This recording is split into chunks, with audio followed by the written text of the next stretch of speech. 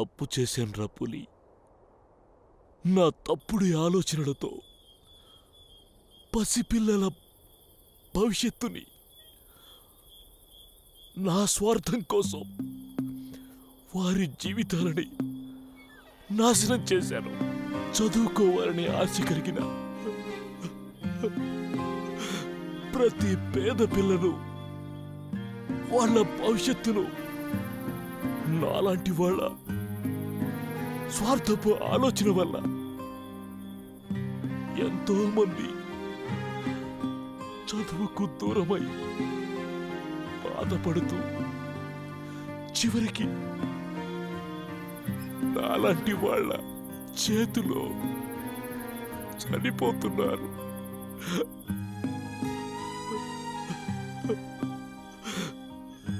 రాయ్ పులి, నీకొక విషయం తెలుసా? నా వల్ల ఎంతమంది చనిపోయినా బాధ కలగలేదురా.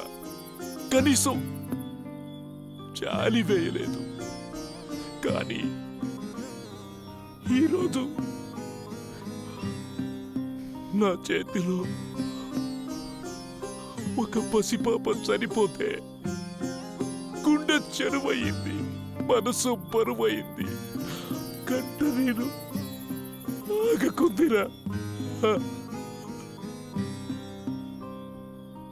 నాలాంటి వాళ్ళ స్వార్థపాలోచనలు తెలిసే ఆ దేవుడు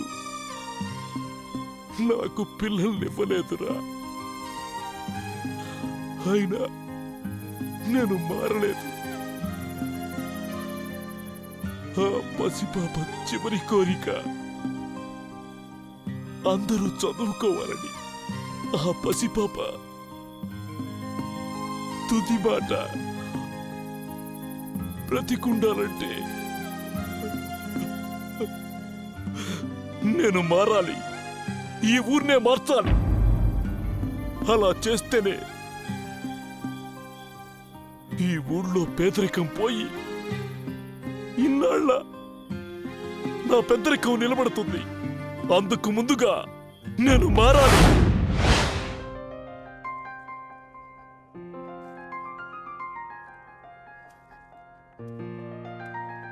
ఉపాధ్యాయులకు నమస్కారాలు.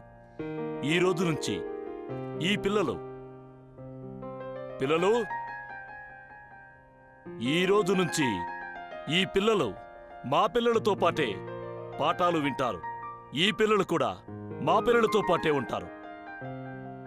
అయ్యా, ఈ పేద పిల్లలు కాదు, పిల్లలు లేని నాకు ఆ దేవుడు ప్రసాదించిన పిల్లలు, నా పిల్లలు. మీరు అలాగే చూడండి. మనకు అందరూ సమానమే. పిల్లలు వెళ్ళండి, బాగా చదువుకోండి. కూర్చోండి, వెళ్ళండి. నమస్కారం. ఈ రోజు నుంచి ఈ ఊర్లో మీరు తక్కువ, మేమెక్కువనే భేదాలు లేవు.